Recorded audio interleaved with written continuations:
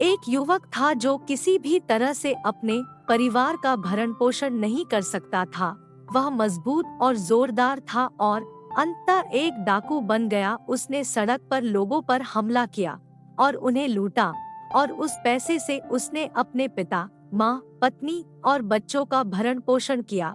यह लगातार चलता रहा जब तक कि एक दिन नारद नामक एक महान संत वहां से गुजर रहे थे और डाकू ने उन पर हमला कर दिया। ऋषि ने डाकू से पूछा, तुम मुझे क्यों लूटने जा रहे हो?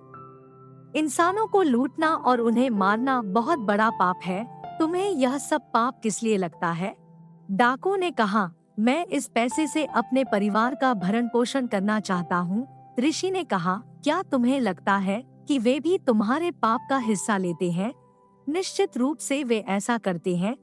डाकू ने उत्तर दिया, बहुत अच्छा। साधु ने कहा, मुझे बांधकर सुरक्षित कर दो, घर जाओ और अपने लोगों से पूछो कि क्या वे आपके पाप को उसी तरह साझा करेंगे जैसे वे आपके द्वारा कमाए गए धन को साझा करते हैं।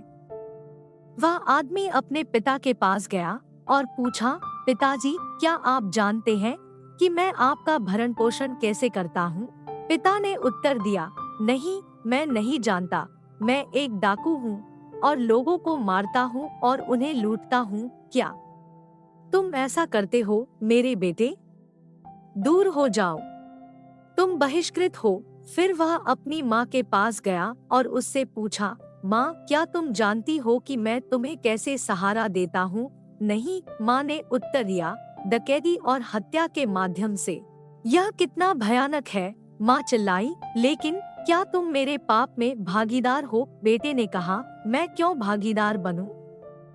मैंने कभी डकैती नहीं की, माँ ने उत्तर दिया। फिर वह अपनी पत्नी के पास गया और उससे पूछा, क्या तुम जानती हो कि मैं तुम्हारा भरण पोषण कैसे करता हूँ? नहीं, पत्नी ने जवाब दिया, मैं एक डाकू हूँ और वर्षों से लोगों को लूट रहा हूँ।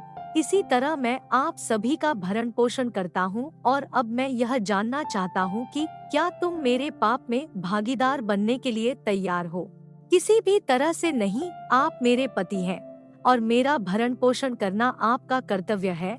डाकू की आंखें खुल गई। यह दुनिया का दस्तूर है, यहाँ तक कि मेरे निकटतम रिश्तेदार भी, जिनके लिए मैं लूटता रहा हूँ, मेरे भाग्य में हिस्सा नहीं लेंगे। वह उस स्थान पर वापस आया जहाँ उसने ऋषि को बांधा था।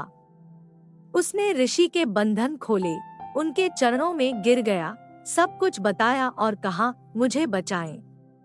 मैं क्या कर सकता हूँ? ऋषि ने कहा, अपने वर्तमान जीवन को छोड़ दो। तुम देख रहे हो कि तुम्हारे परिवार में से कोई भी तुम्हें वास्तव में प्यार नहीं करता है, इसलिए इन सभी भ्रमों को छोड़ दो। वे तुम्हारी समृद्धि साझा करेंगे, लेकिन जिस क्षण तुम्हारे पास कुछ नहीं होगा, वे तुम्हें छोड़ देंगे।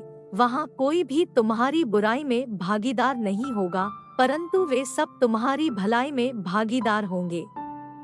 इसलिए उसकी पूजा करो जो अकेला हमारे साथ खड़ा है। चाहे हम अच्छा कर रहे हों या बुरा, वह हमें कभी नहीं छोड़ता, क्योंकि प्रेम कभी नीचे नहीं खींचता। कोई वस्तु विनिमय नहीं जानता, ना ही स्वार्थ। तब ऋषि ने उसे पूजा करना सिखाया और वह आदमी सब कुछ छोड़कर जंगल में चला गया। वहाँ वह तब तक प्रार्थना और ध्यान करता रहा जब तक कि वह अपने आप को पूरी तरह से भूल नहीं गया। चींटियां आ गई और उसके चारों ओर चींटियों का पहाड़ बना दिया और वह इसके प्रति बिल्कुल बेहोश था। कई वर्ष बीत जाने के बाद एक आवाज आई, उठो हे ऋषि। उत्तेजित होकर उसने कहा, ऋषि, मैं एक डाकू हूँ, अब कोई डाकू नहीं रहा। आवाज ने उत्तर दिया, आप एक शुद्ध साधु हैं। आपका पुराना नाम चला गया है, लेकिन अब चूंकि आपका ध्यान बहुत गहरा था और यह बहुत अच्छा है कि आपने अपने चारों ओर मौजूद चींटी पहाड़ियों पर भी ध्यान नहीं दिया। अब से आपका नाम वाल्मीकि होगा। वह जो चींटी पहाड़ी में पैदा हुआ था, वह एक ऋषि बन गया।